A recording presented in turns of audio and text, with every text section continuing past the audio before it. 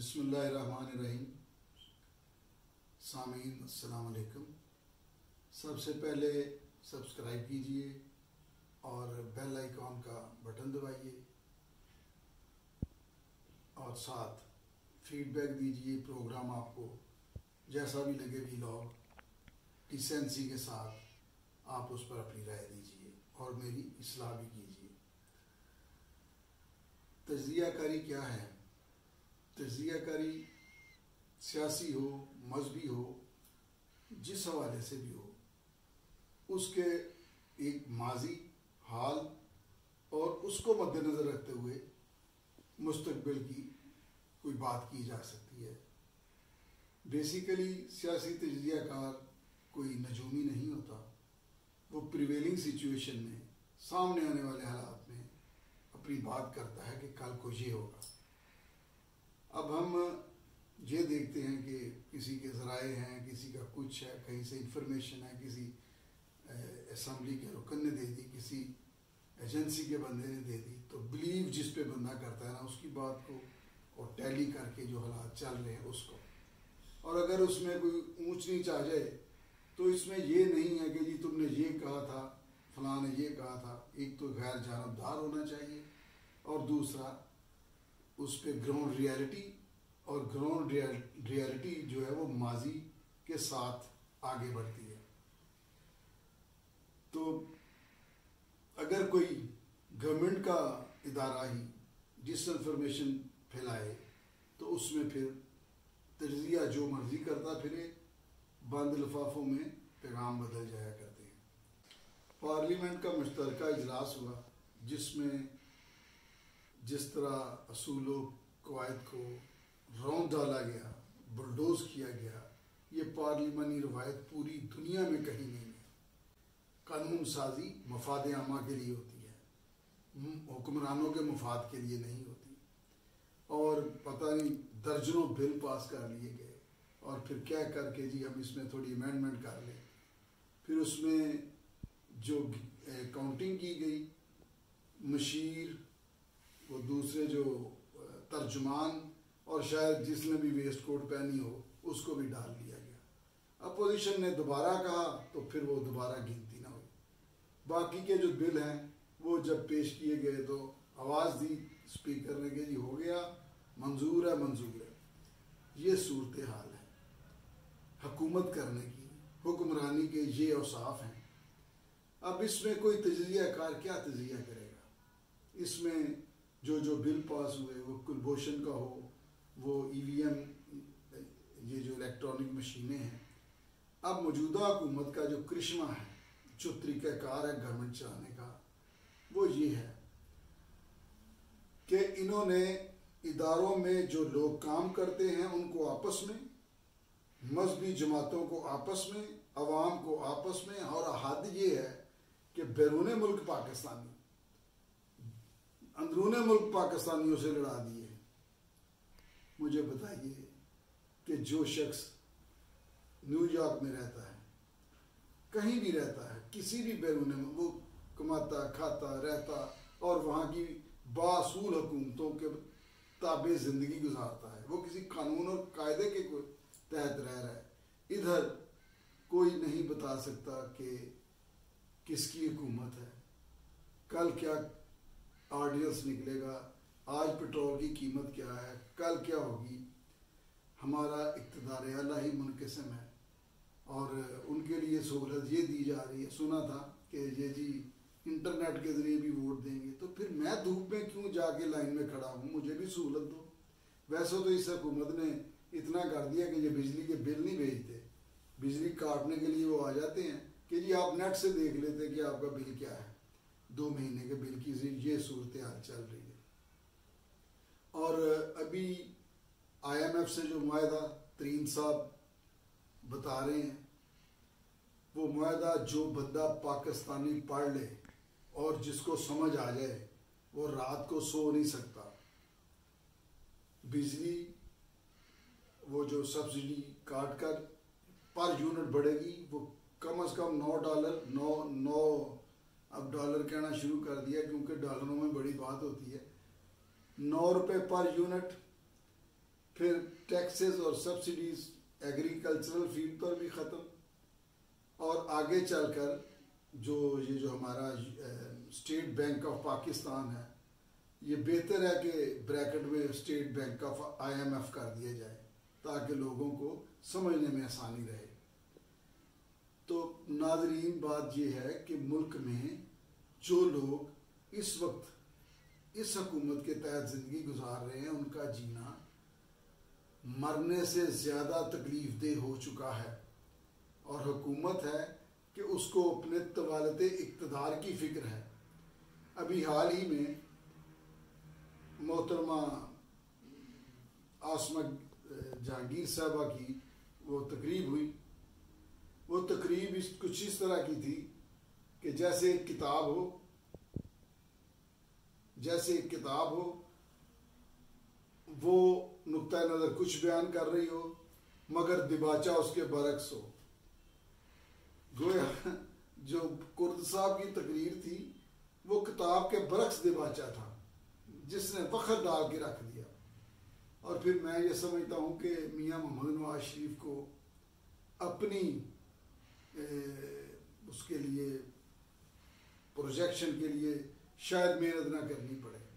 ये गवर्नमेंट ऐसे काम कर रही है कि लोग जो नवाज शरीफ को या अपोजिशन को चले पसंद नहीं भी करते थे, वो अब उनके साथ लॉयल हो गए। नवाज शरीफ की तकरीर रोक कर इन्होंने क्या रोक लिया? मैंने तो, आप सब ने, हमने वो दौर देखा जब लोगों को कोड़े, नंगी पीठों पर कोड़े पड़ते थे, जब लोग रज़ाकाराना गिरफ्तारियां देते थे। क्या रोक पाया? कोई नहीं रोक पाता। ये अवाम की आवाज़ दुनिया के किसी फिरौन से नहीं रुकी। तो मैं समझता हूँ कि जमहूरी दौर में अगर ये इनकी आवाज़ रोकने की कोशिश, फ़लाँ को उठा लेना, फ़लाँ को पकड़ लेना, और ये वज़ीर मशीरे की काम लगे हुए हैं कि जी ट्रेल दे दें, फ़लाँ कर दें, मामलात तो अब बहुत आगे बढ़ गए। अब तो जजेस की ऑडियोज़ आ गई, वीडियोज़ आ गई। अब उसका क्या हल है? उसका यही है कि इन्हराफ किया जाए उनका जिनके मुतालिक है, वरना ये ऑडियो वीडियो ये सब कुछ और ये बयान अल्फी ये सब कुछ बिल्कुल फजूल की एक्सरसाइज है। आवाम को तो पहले दिन का पता है जो इस मुल्क के साथ हुआ, जो साबका गवर्नमेंट के साथ हुआ, हुक्मरानों के साथ हुआ, जिस तरह मैनेज किया गया। और एक बात कि ये इमरान खान कब तक हुकूमत में है? आपको नाजरीन याद होगा कि मियाँ नवाज शरीफ के होते हुए उनका दौर ख़त्म हो गया था। मियाँ नवाज शरीफ उसी दिन उनका इक़्तिदार ख़त्म हो गया था जिस दिन GIT में पेश हुए थे।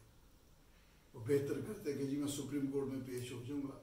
जब 17वें 18वें स्केल और ग्रेड के बंदे के सामने बाप बेटी बेटे भाई सब गए तो इक़्तिदार नहीं था।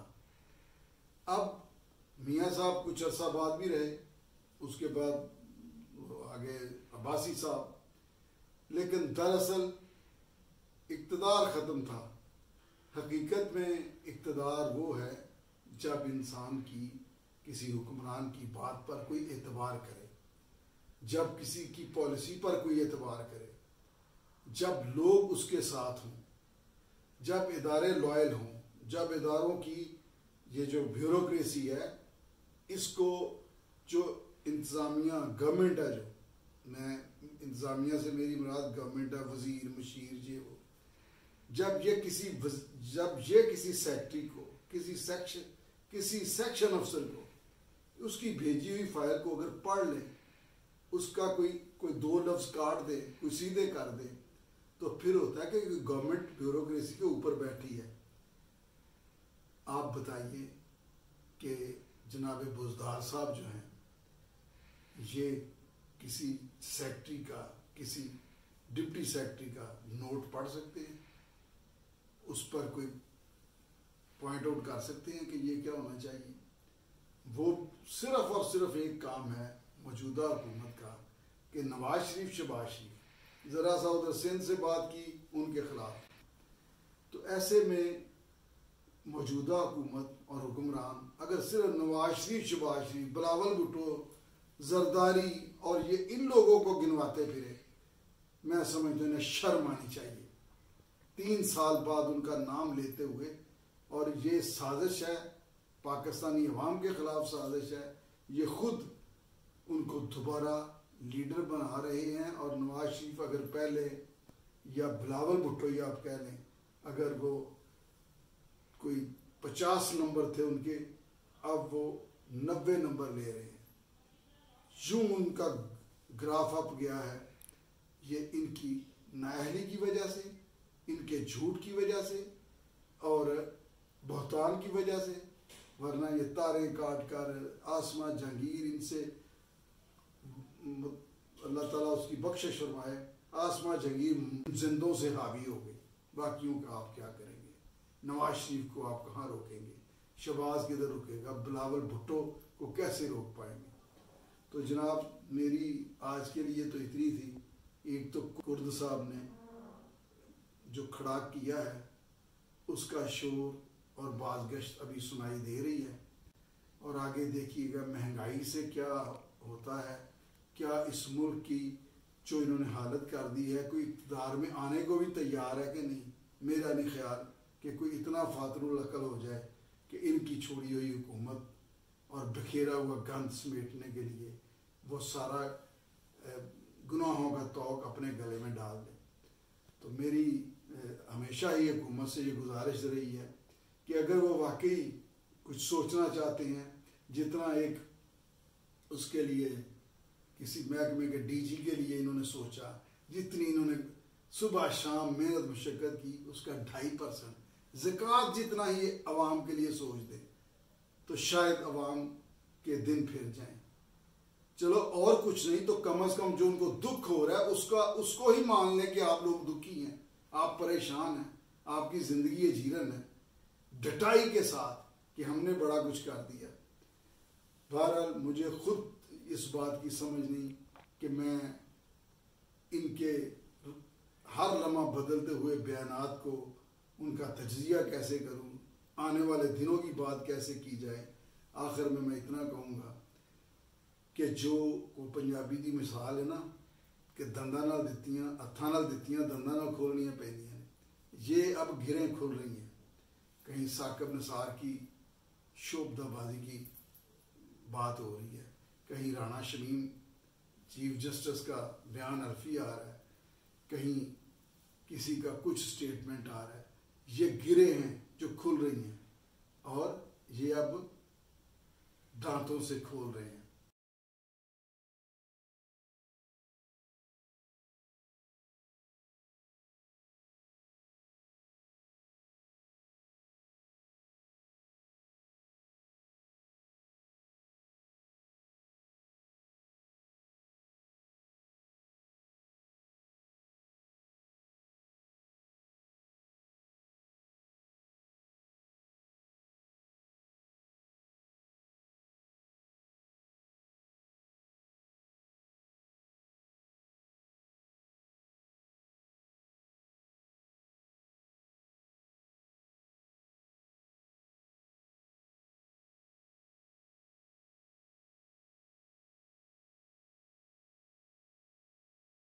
फरार मुमकिन नहीं है। मैं उम्मीद करता हूँ अल्लाह रब्बुल इज़्ज़त से कि अल्लाह ताला इंसानों को, दिनों को इंसानों में फेरता रहता है। जो हमारी कौम पर बुरे दिन आए इस हुकूमत की सूरत में, या अल्लाह इसको हिदायत दे दे, या फिर परवरदिगार को ऐसे हुक्मरान दे दे जो अवाम के दुख को अपना दुख समझे, जो अवाम के दर्द को अपने बदन का दर्द समझे। आज के लिए इतना ही। अल्लाह हाफ़िज़।